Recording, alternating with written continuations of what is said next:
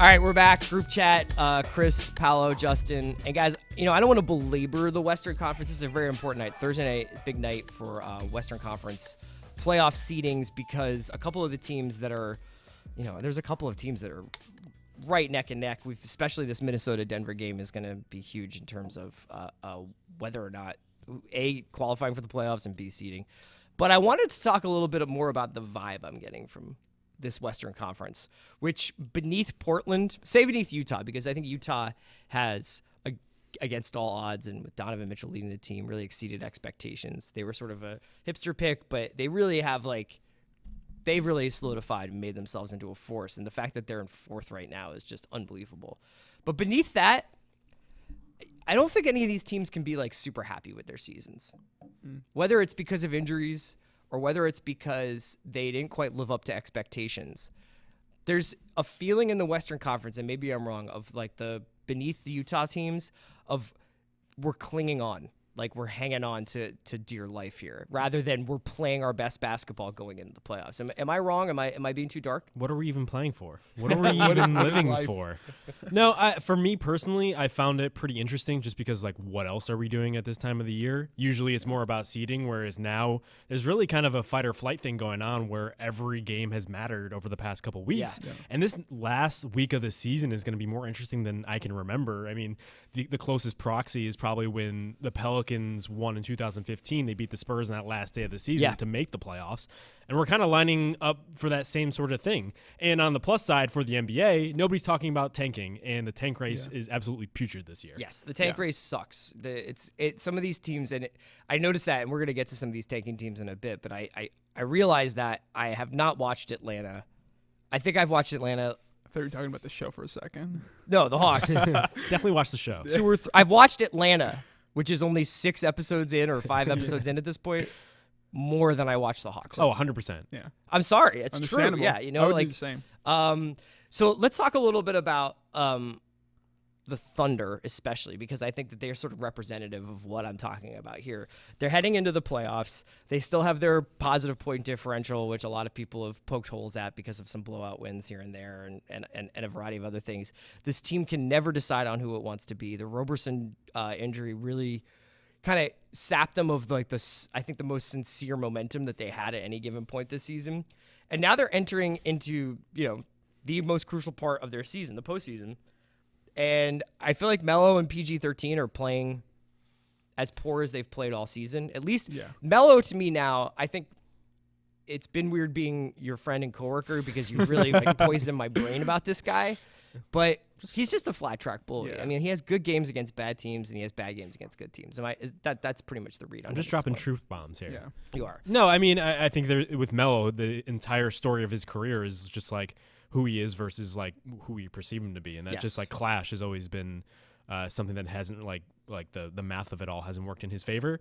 The Paul George is the more concerning one to me, just because this is now a trend where late season swoon Paul George has shown up again. Yes, and they need him because he is ostensibly their best player, if not their 1B. He's probably their best all around player, but he's talked about the mechanics of his shot being off, and he's shooting routinely below 40% from the field and often at 25, at low 30s. Not to ignore this as, not a factor, because it's not great that he's finishing the season up like this unless you're a Laker fan.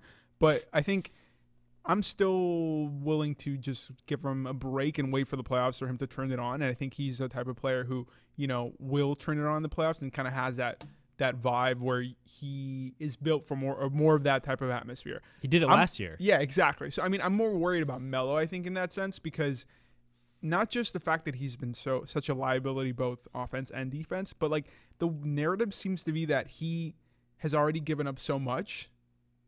What else does he have to give up anymore? And he's still playing 35 minutes a game, and he's not a factor against good teams. He just hurts them. So I think I'm more worried about how that progresses into the playoffs, whether he plays fewer minutes or more minutes, and what that does to the Thunder, who I think have now reverted back to just Russ and Steven Adams pick and roll and having him score 40 points. I think I'm also concerned about I just think that that Golden State game was concerning. I mean, the one thing you could say about the Thunder this year was that they at least had the reputation. I'm not sure if the record necessarily proves out this point, but they had big game hunter written on them. They looked like they had a problem getting it together for the mid-tier to lower-tier teams, but like when it came to the Clevelands or especially the Golden States and the Houstons, they were really feisty.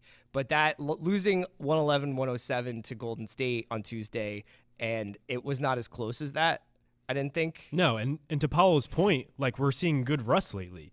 Like the way he's been operating in the pick and roll with Adams has been fantastic. Mm-hmm. If you watch that game they had on a Sunday evening just against the Raptors, like they couldn't stop Adams on the roll until Adams got hurt. And that's what I've been saying lately is just Adams kind of takes them to another level. And the other disappointment about them overall is just they're the only team amongst this riffraff fighting for 4 through 9 or whatever it is, 4 through 8.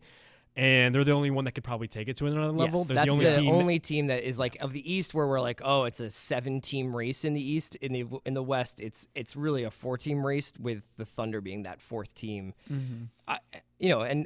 There are days in which I feel better about the Thunder than I do about the Blazers as a playoff team, and then there are days where I'm like, the Thunder might not get out of the first round. This seeding is very interesting in the West, especially because practically nothing separates 9 through 4. You know, I mean, that could still switch in these last 4 or 5 games that we have left.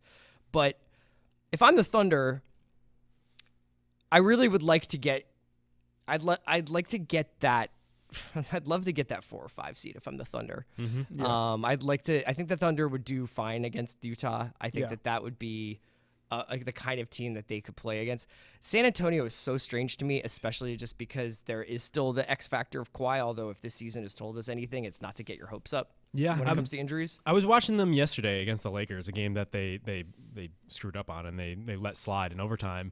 And I was watching earlier in the game, and I was like, man, this is basketball at its purest. It was just like a bunch of scrappy dudes just running a system. There's a certain beauty to the consummate underdog. There's just like blog posts from 2013. 100%. But then like as the game degenerated into more just like crunch time closer mentality. That's where they missed Kawhi. And it was like DeJounte Murray trying to figure things out on the fly. And he's like this like sprightly little guy just like floating around the floor trying to figure things out. It was bad. And I think that's what they're up against. I think that's a very good point in terms of the crunch time minutes, because we saw so many times last year where Kawhi was we called him Kobe at one point. It was just how he would take over late games. Sure. And I think now it's just who do you go to? Because LaMarcus is just he's never really proven to be that guy. So I think it's just like a really weird team. LaMarcus ISOs are the most confusing play on the court in 2018 because they take like 15 seconds to operate where he backs him down slowly, and then he still needs to do a turnaround jumper from like 15 feet. It's a weird vibe going with the Spurs. It's a fine play to rely on for the first 2.5, 3 quarters, and then when you get to the fourth quarter, you really are counting on a lot of luck with not luck, but like just LaMarcus turnarounds in the fourth quarter is not a recipe for postseason success. All right. Is there anybody, give me the team that you're most confident in from Utah down to the Clippers here before we go? I would just say Utah.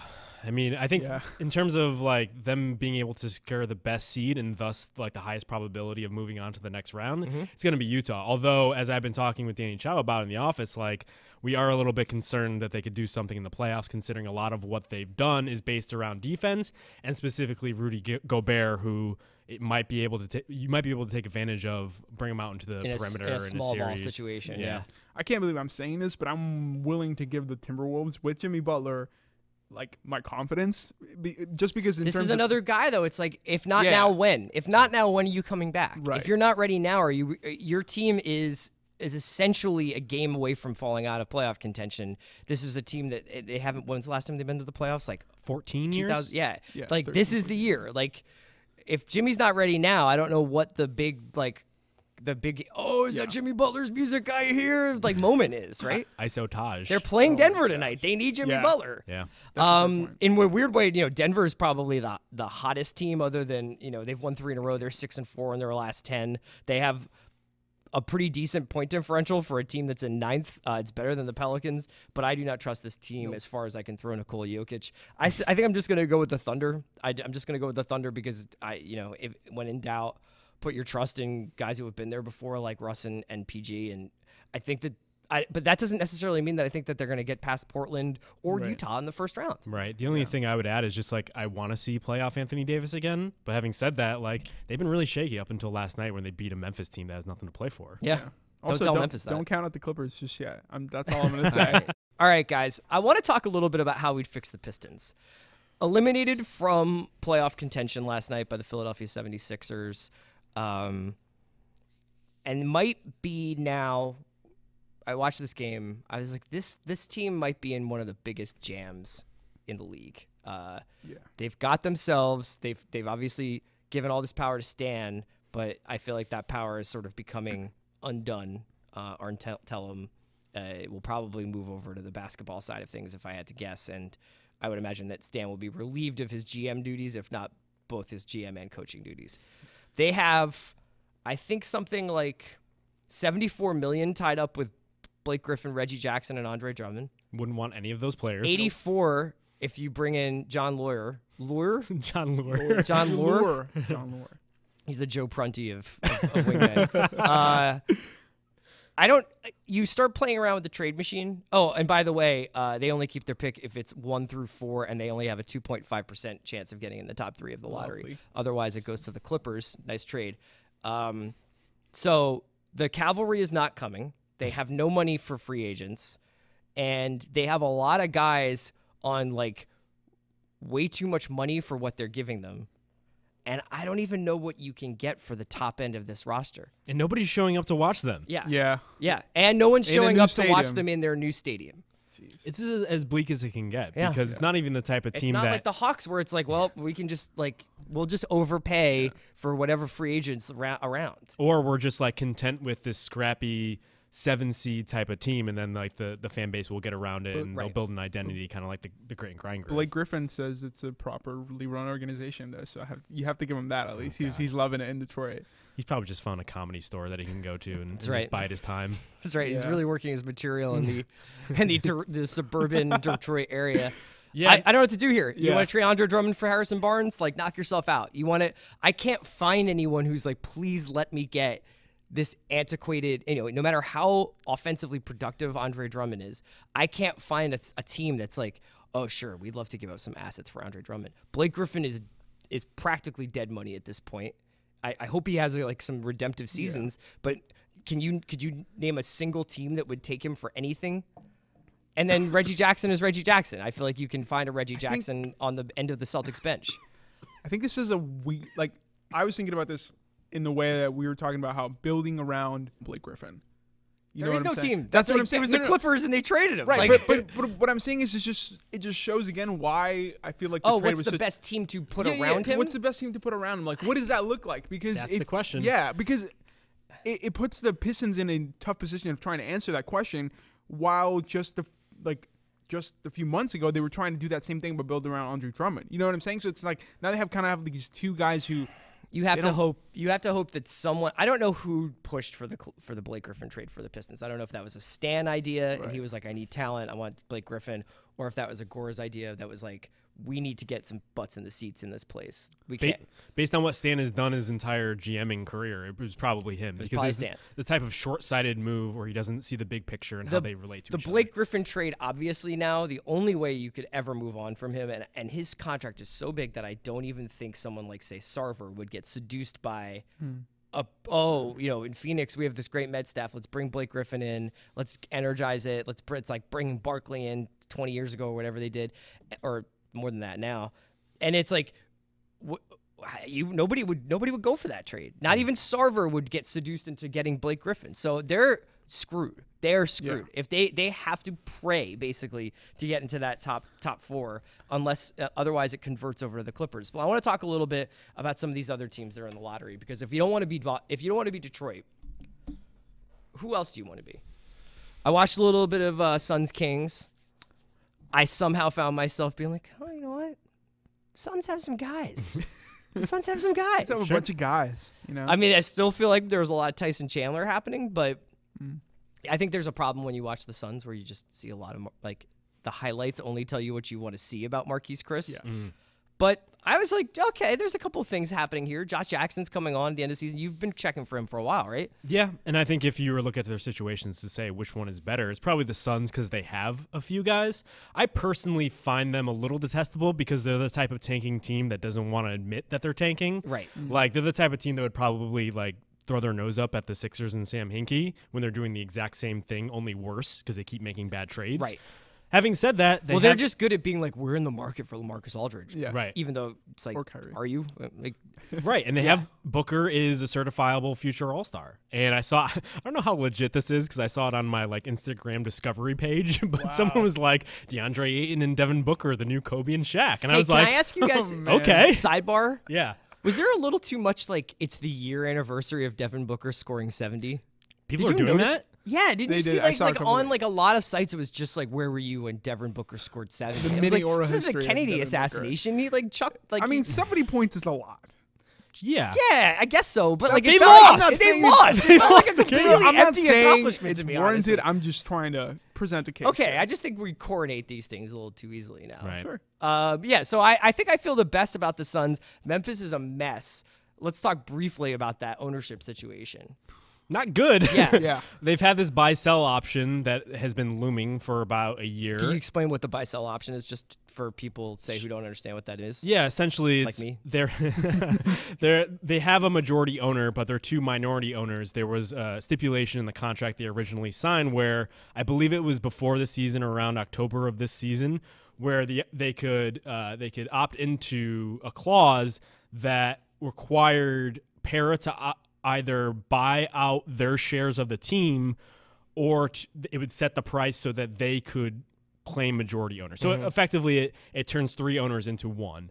And we're getting to the point here where one needs to be decided upon, and that's going to have cascading effects on who they hire as their next coach, what direction they go into the future. Yeah, you almost forget that they fired David Fizdale very early on in the Right. season. And now they have Bickerstaff, who it seems like the prudent approach would be to find a young coach to maybe take them and start fresh.